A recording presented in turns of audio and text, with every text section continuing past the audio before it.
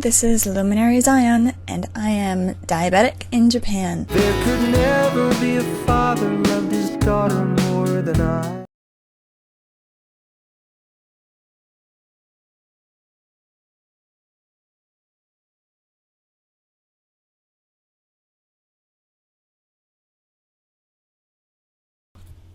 I do worry about going very low and collapsing and being non-responsive and not. The people in Japan don't really seem to have a handle on what to do in the circumstances, but you seem to know enough to keep the information on you at all times, for the most part, and you do. Anybody that knows you is very aware of what to do at this point. You have enough people around you that are friends and close acquaintances that works out in your behalf. It's very tough, though, being so far away, not knowing day to day what's going on in your life, that's for sure. So if you're quiet, I don't hear from you for a day or two or something, okay, I hope she's okay.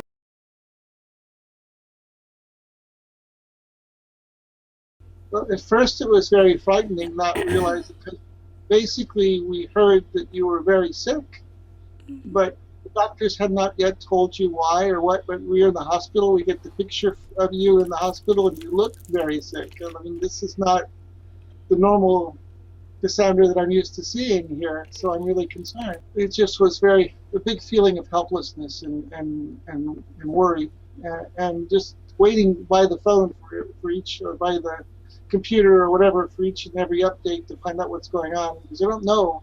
At first, nobody knew what it was. And even when they did, they didn't tell you, so you couldn't tell us.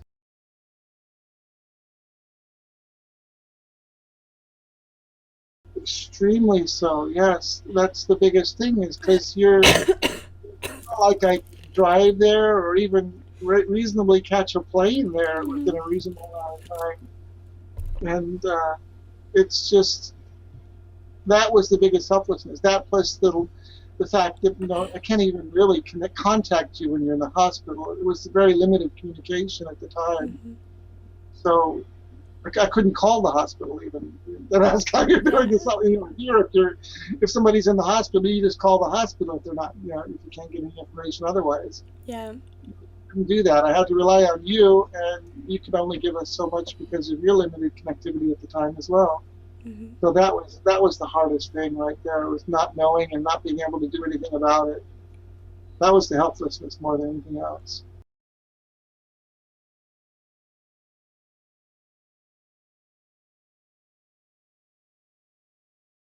Of course, the first thing that comes to my mind is, how in the world could she get diabetes? She's like, I should be the one with diabetes. She eats well. She takes care of herself. I mean, like, why her? I mean, I deserve that, not her. I didn't know, but Yeah. I kept kicking myself and saying, "What did I do wrong?" Yeah. I thought it was something that they could manage. It wasn't, but I mean, the fact that it hits you so badly, I was like, I couldn't realize how it could got that far. So so fast. It seemed like it happened really, really fast. I mean, I don't know. There was probably a lot of signs that neither one of us were paying attention to, but I mean, it seemed really fast from my perspective. Yeah. But at least knowing that it was diabetes, I mean, I didn't know much difference between type 1 and type 2, but I knew that type 1 was the worst one, and we didn't want you to have that. But I learned a lot more since then. It was like, what do we do about that?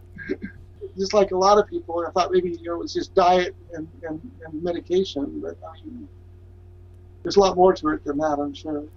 This is constant, it's nonstop.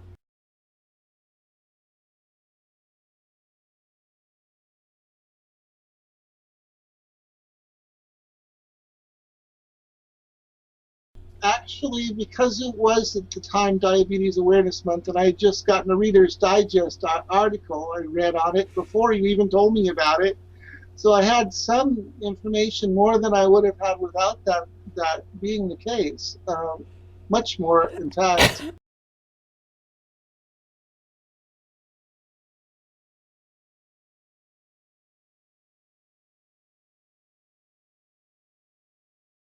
Just hang in there, you were able to handle it way more than I could have under the circumstances, because you're just so independent and capable. In your case, I wanted you to come home, but that doesn't mean it was the best thing for you. Don't take everything you hear from the doctor as the law, that's for sure. Yeah. Especially in a foreign country, just do research, help as much as possible, and just keep in communication, and everything should be fine. Don't try to tell the diabetic person what they should be doing. Let them find out, help them find out, but don't tell them what they should be doing. They can figure out what's best for them better than you can.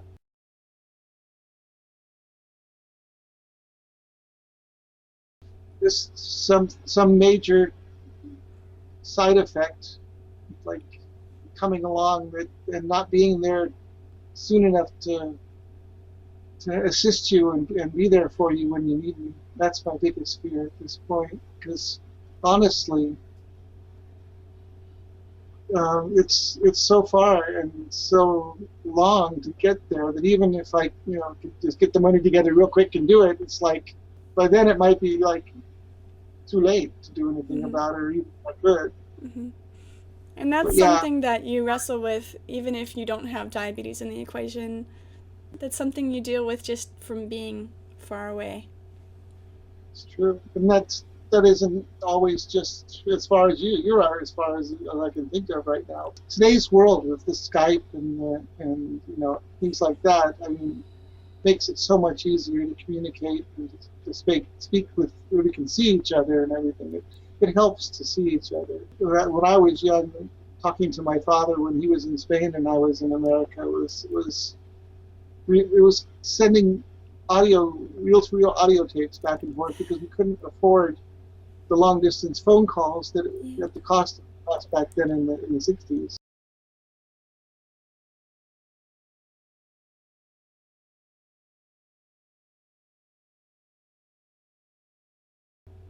That would surprise me, as far as a combination of the care available to you once they have diagnosed you, and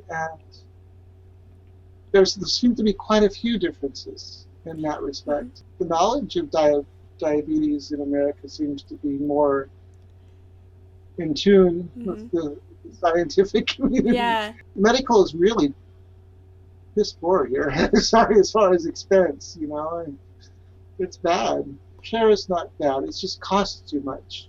Not just insurance, but even the medications and the doctor visits. Even if you have insurance, they can cost you a lot more. Yeah. So cost is definitely one major difference. But in terms of care, there are some of the big differences that I've already talked about, like, fixed insulin therapy versus carb counting therapy.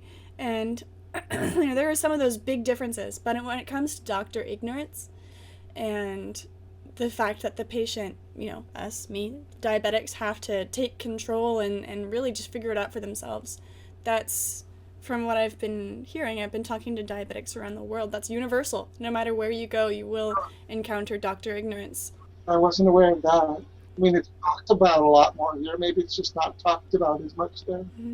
It is definitely talked about more in the States, and that might be part of the problem, is that everyone has these preconceptions about what it means. And everyone, so I'm not sure if you're aware, I think you are, but for me, one of the things is I've faced a lot of ignorance, of course, people who don't know what diabetes is.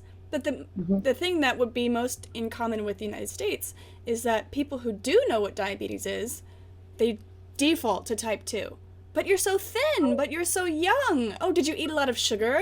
They have these preconceptions about where diabetes comes from. Well, that's exactly what I went through initially. It's like, how could she get it? I mean, she eats well, she exercises way more, and how could she, and she's thin and she's healthy, and how could she catch diabetes? And it didn't seem like it was even a possibility, knowing, I mean, I knew the difference at that point, but I still it didn't click that it was something that you couldn't avoid. Yeah. Unavoidable, basically. Yeah. If you have it, you have it. If you don't, you don't. Yeah. Thank you for watching Diabetic in Japan. Goodbye.